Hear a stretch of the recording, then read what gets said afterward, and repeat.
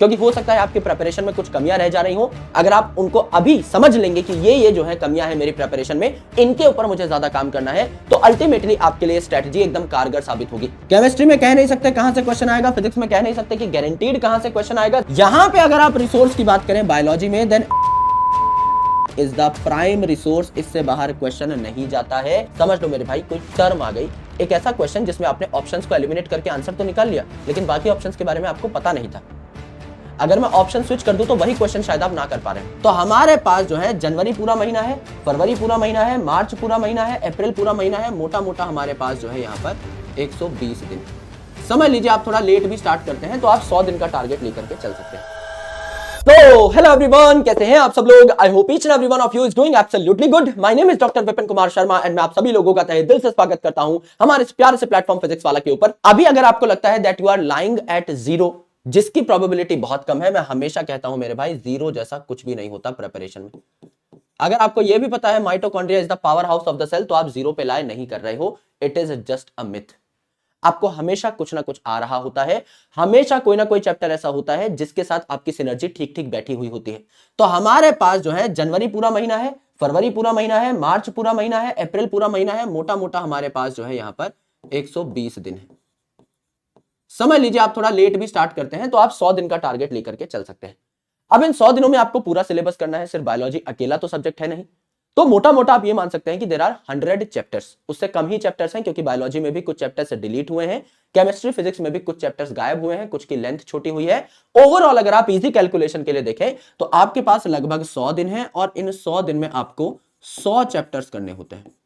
तो कोई टेंशन वाली बात नहीं है। If you aim for 360 out of 360, तो भी आप एनसीईआरटी को मल्टीपल टाइम्स अगर पढ़ेंगे तो आप इस स्कोर को ला सकते हैं। और एक आइडियल स्कोर अगर अभी के लिए लेके चलें तो 350 जो है, ये भी आप एक आइडियल स्कोर के तौर पे मान सकते हैं, और ये 100 दिन के अंदर अचीवेबल है। कैसे अचीव होगा, इसके बारे में ही आज हम पूरी की पूरी चर्चा करने वाले हैं। कुछ ऐसी चीजें होती हैं जिनको आप स्किप नहीं कर सकते, जिनको हम कहते हैं एब्सोल्यूट मैंडेटरी चीजें। उनके बारे में सबसे पहले आपको बता देता हूं। जो एकदम एब्सोल्यूट है, जिनको हम छोड़ ही नहीं सकते, गुरुजी इनके बिना तो हमारा सिलेक्शन होगा ही नहीं, वो एलिमेंट्स देख लो। अगर इसके बाद आपके पास वक्त बचता है, अगर आप बहुत जिद्दी हो, अगर आप बहुत मेहनती हो, ये भी आप कर ले जाते हो बहुत जल्दी, इसके बाद अगर आपके पास वक्त बचता है तो आप अलग अलग चीजों पे कूद फांद कर सकते हो, लेकिन उससे पहले एब्सोल्यूट चीजें तो होनी ही चाहिए।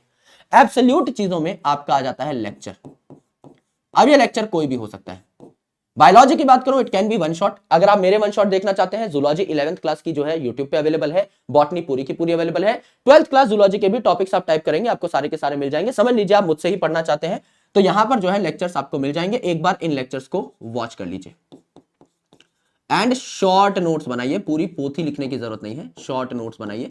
बॉटनी में तो आपके पास मैं डीजी की किताब भी है, तो उसमें मेरे हैंड रिटन नोट्स है, सीधा सीधा इनको भी यूज कर सकते हो, या फिर सीधा सीधा एनसीईआरटी में ही मार्किंग कर सकते हो, स्टिकी नोट चिपका सकते हो, कोई अगर आपको एक्स्ट्रा बात समझ में आई है तो। Lecture is an absolute necessity. यहां पे टाइम कैसे बचाना है सर बचे हुए वक्त में? मिशन 100 ज्वाइन कर रखा है, साथ साथ देखो रिकॉर्डेड लेक्चर्स है, टाइम जो है बचा करके देखो, 1.5x पे आप आराम से लेक्चर को देख सकते हो और लेक्चर नोट्स को भी साथ साथ रिवाइज कर सकते हो। दूसरी इंपॉर्टेंट चीज जो है पोस्ट लेक्चर, वो है एनसीईआरटी रीडिंग। इसको आप नहीं छोड़ सकते। एनसीईआरटी रीडिंग कम से कम 5 बार आपको करनी चाहिए बिफोर योर नीट एग्जामिनेशन, ये आपको करनी चाहिए। उसके अलावा अगर मैं आपको बताऊं तो आपको करने चाहिए पीवाईक्यूज। पीवाईक्यूज कब से कब तक के? अगर आपके पास ज्यादा टाइम है तो 2013 से 2025 के पेपर आप कर सकते हो। हमेशा याद रखिए कि जब भी आप पीवाईक्यूज सॉल्व कर रहे हैं, start from recent to backwards. यानी अगर आपको 5 साल के पेपर सॉल्व करने हैं तो आप कौन कौन से करेंगे? 2025, 2024, 2023, 2022, 2021। Always go from recent to backwards. अगर आपके पास ज्यादा टाइम है, आप और सालों के पेपर सॉल्व करना चाहते हैं तो 20 के भी कर लीजिए, 19 के, 18 के, 17 के एंड सो ऑन। ऐसे करते करते पहली बार जो नीट का पेपर हुआ था, नीट नाम जब आया था, इंट्रोड्यूस हुआ था, दैट वाज इन 2013। उसके बाद से पैटर्न में बहुत ज्यादा चेंजेस नहीं आए हैं, थोड़ा बहुत आपका ऊपर नीचे हुआ है लेवल, और वो हर साल होना भी चाहिए। एकदम यूनिफॉर्म पेपर तो किसी साल नहीं बनता, क्योंकि पेपर बनाने वाले लोग ही डिफरेंट होते हैं, तो उनकी आइडियोलॉजी भी पेपर को लेकर डिफरेंट होगी। तो जाहिर सी बात है, ये 2013 के बाद के पेपर अगर आप सॉल्व कर लेते हैं, then you are more than done. इसके बाद अगर आपके पास टाइम बचता है, अगर टाइम बचता है, समझ लो अगर टाइम नहीं बच रहा है, इतनी ही चीजों को कम से कम 5 बार रिवाइज करिए। 5 बार एनसीईआरटी पढ़ी, लेक्चर नोट रिवाइज किए, 5 बार जो भी पीवाईक्यूज हैं इनको विद एक्सप्लेनेशन आपने रिवाइज किया, विद एक्सप्लेनेशन रिवाइज किया। करेक्ट। इसके बाद आपको देने हैं मेरे दोस्त टेस्ट। पार्ट वाइज टेस्ट हो सकते हैं, फुल लेंथ टेस्ट हो सकते हैं। कम से कम मान के चलिए अगले 120 दिनों में या 100 दिनों में कम से कम मैं कह रहा हूं 30 टेस्ट तो देने ही देने। हर तीसरे दिन आपका टेस्ट होना चाहिए, हफ्ते में 2 टेस्ट आपके होने चाहिए मिनिमम, बता रहा हूं मेरे दोस्त। इससे ज्यादा अगर आप दे रहे हो तो बहुत अच्छी बात है। मिनिमम कम से कम 25-30 टेस्ट तो आपके होने ही होने चाहिए। और ये सिर्फ 30 टेस्ट नहीं है, अगर एक टेस्ट में आप मान के चलते हो 200 क्वेश्चन आ रहे हैं, 180 है, इजी कैलकुलेशन के लिए 200 मान के चलते हैं, 6000 क्वेश्चन है मेरे भाई ये। और सिर्फ 6000 क्वेश्चंस नहीं है, 24000 ऑप्शंस हैं। हर ऑप्शन को भी अगर गौर से देख गए कि कौन सा ऑप्शन उत्तर है तो क्यों, कौन सा ऑप्शन उत्तर नहीं है तो क्यों, तो आप 24000 अलग अलग क्वेश्चन बना गए। टेक्निकली इतना बड़ा गेम है ये। इसीलिए मैं जब भी स्टूडेंट्स को टेस्ट देने के बाद एनालिसिस करने को कहता हूं, मैं हमेशा डिटेल्ड एनालिसिस करने को कहता हूं। मैं कभी ये नहीं कहता कि शैलो एनालिसिस करो, कि एक बार पेपर आपने दे दिया उसके बाद पेपर को देखिए, ताड़िए थोड़ा सा 5-10 मिनट और आपको पता लग जाएगा कितने सही हुए, कितने गलत हुए, कितने मेरे मार्क्स बन रहे हैं, कितने में नेगेटिव मार्किंग हुई। This is not paper analysis, this is score calculation. आप सिर्फ अपना स्कोर कैलकुलेट कर रहे हो, इसे कोई पेपर एनालिसिस नहीं कहेंगे हम लोग। जब पेपर एनालिसिस की बात आती है, एक एक क्वेश्चन जो आपका सही भी है, समझ लो मेरे भाई कोई टर्म आ गई, एक ऐसा क्वेश्चन जिसमें आपने ऑप्शंस को एलिमिनेट करके आंसर तो निकाल लिया, लेकिन बाकी ऑप्शंस के बारे में आपको पता नहीं था। अगर मैं ऑप्शन स्विच कर दूं तो वही क्वेश्चन शायद आप ना कर पा रहे हो। उन ऑप्शंस को भी घूरिए कि कल को वही क्वेश्चन, वही ऑप्शन चेंज करके आपको दिया जाए तो आप नहीं बना पा रहे हो अगर, then this is a mess. ये बहुत बड़ी डिफिकल्टी हो जाएगी आपके लिए। हर ऑप्शन में अगर कोई नया शब्द छुपा हुआ है, उस शब्द को ढूंढिए, उसका मतलब जानिए, उस कॉन्सेप्ट को पकड़िए एंड उसे अपनी एनसीईआरटी में या अपने नोट्स में सप्लीमेंट करते रहिए। सप्लीमेंटेशन टेक्निक से हर टेस्ट के बाद आपके नोट्स और पावरफुल होते जाएंगे। और जब आप 20, 25, 30 टेस्ट दे देते हो, जब आप 1000, 1500, 2000 क्वेश्चन सॉल्व कर लेते हो, आपके नोट्स में अलग अलग जगह से इंफॉर्मेशन आकर के ऐड होती रहती है और आपके नोट्स बहुत ही सुप्रीम लेवल के नोट्स बन जाते हैं। This is what you need to do. इसके बाद भी अगर आपके पास टाइम बचता है, इसके बाद भी अगर आपके पास टाइम बचता है मेरे दोस्त, तब आप और ऑब्जेक्टिव क्वेश्चंस लगा सकते हैं। क्योंकि प्रैक्टिस तो भैया जितनी करी जाए उतनी ही कम है। तो ऑब्जेक्टिव क्वेश्चन इसके बाद आप लगा सकते हैं।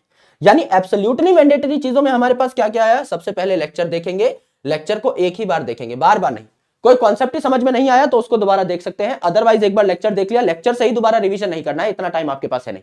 अभी आप वो लिबर्टी खो चुके हो, इतना टाइम हमारे पास नहीं। उस लेक्चर के जो शॉर्ट नोट्स बनाए हैं इतना ढंग से बना लो कि बार बार देखने ना पड़े, एक बार में समझ में आ जाए, दोबारा लेक्चर पे ना कूदना पड़े। मैड इजी पढ़ सकते हो, एनसीईआरटी पढ़ सकते हो, एनसीईआरटी पढ़ रहे हो या कोई भी किताब पढ़ रहे हो, 5 बार पढ़ो, उसी को बार बार रिवाइज करो, अलग अलग रिसोर्सेज पे मत भागो। 2013 से 25 तक के पेपर सॉल्व कर सकते हो, पिछले 5 साल के पेपर सॉल्व करने हैं तो 20-21 तक के पेपर सॉल्व कर सकते हो। यस, 5 बार कम से कम इन सारी चीजों का रिवीजन करना है जो ऊपर लिखी हुई है। यानी आपने लेक्चर ले लिया तो लेक्चर नोट्स आप कम से कम 5 बार रिवाइज करेंगे, एनसीईआरटी कम से कम 5 बार पढ़ेंगे और पीवाईक्यूज में जितने भी क्वेश्चन आपसे बन गए, बहुत अच्छी बात है, उनमें देखिए कोई नया ऑप्शन है जो कि आपको नहीं पता था पहले से, तो उसके बारे में थोड़ी सी जानकारी जुटाइए। और आपको लगता है कि कोई ऐसा सवाल जो आपसे गलत हो गया है तो उसकी एक्सप्लेनेशन को पढ़िए, कुछ नया अगर आपको सीखने को मिल रहा है तो उसे अपने नोट्स में सप्लीमेंट कर लीजिए। उसके बाद टेस्ट दीजिए, टेस्ट में भी सारे के सारे नए ऑप्शंस को देखिए एंड जो सवाल गलत हुए हैं उनके रीजंस के ऊपर पॉन्डर करिए कि सवाल गलत क्यों हो रहे हैं। यानी टेस्ट एनालिसिस करना पड़ेगा और टेस्ट एनालिसिस करोगे तो कम से कम आपके 25000 क्वेश्चंस या ऑप्शंस सॉल्व हो रहे होंगे। और इस बचे हुए वक्त में अगर आपने इतना काम कर लिया तो क्वेश्चंस का नंबर देख रहे हो, सिर्फ क्वेश्चन गिन लो, यहां पर 6000 क्वेश्चंस हो गए और यहां पर 2013 से 25 भी अगर आप पीवाईक्यू सॉल्व करते हैं तो आपके कितने साल के पेपर हो गए, आराम से आप उंगलियों पर गिन सकते हैं, 12 साल के पेपर हो गए। और कई बार ऐसा हुआ है, कई सालों में ऐसा हुआ है कि नीट का पेपर 2-2 बार हुआ है, तो आपके पास मल्टीपल पेपर्स भी होते हैं। यानी 15 पेपर आपको यहां से मिल गए, 3000 क्वेश्चंस आपको यहां से मिल गए, यानी टोटल 9 से 10,000 क्वेश्चंस आप लोग सॉल्व कर सकते हैं सिर्फ फ्रॉम पीवाईक्यूज एंड टेस्ट। खुद के जो कर रहे हैं वो अलग, जो डीपीपी है वो अलग, मैं सिर्फ अलग टेस्ट और पीवाईक्यूज की बात करूं तो 10,000 क्वेश्चन आपने सॉल्व कर लिए। 10,000 क्वेश्चन यानी 40,000 ऑप्शंस, 40,000 ऑप्शन यानी 40,000 प्रोबेबल क्वेश्चंस आपने इन दिनों में सॉल्व कर लिया और बहुत आसान है। बायोलॉजी में तो कुछ भी नहीं है। आप अगर मोटा मोटा एक चैप्टर को एक दिन भी देते हैं, आपने एक चैप्टर पढ़ा बायोलॉजी का एक दिन में और उसके आप अगर क्वेश्चन सॉल्व कर लेते हैं तो झटपट क्वेश्चन सॉल्व हो रहे होते हैं बायोलॉजी में, इतना टाइम नहीं लगता। आप दिन का अगर 7-8 घंटा भी लगाएंगे तो भी एक बायोलॉजी का चैप्टर आप एंड टू एंड पढ़ सकते हैं और उसको संडे को बैठ करके रिवाइज कर सकते हैं। तो please make sure that you have a buffer Sunday. इसको किल मत करिएगा, इसको टेस्ट के लिए, एनालिसिस के लिए और अलग अलग चीजों के लिए, रिवीजन वगैरह के लिए रखिएगा। तो आपका जो भी प्लान बन रहा है उसमें से संडे को हटा दीजिएगा। एक आधा लेक्चर हो सकता है आप इस दिन भी ले लें, लेकिन मेन जो आपका संडे होना चाहिए वो रिवीजन के लिए और बाकी सारे कामों के लिए होना चाहिए। करेक्ट। ये है आपका बायोलॉजी का मास्टर प्लान। ये लिख दो कि अगली वीडियो किस टॉपिक पे चाहिए, और जिस टॉपिक पे सबसे ज्यादा लाइक होंगे उस पे हम लोग वीडियो बना रहे होंगे। ऑलराइट, अपना ख्याल रखो, पढ़ाई करते रहो। लॉट्स ऑफ लव, जय हिंद, बहुत बहुत शुक्रिया। Take care of yourself, bye, best of luck.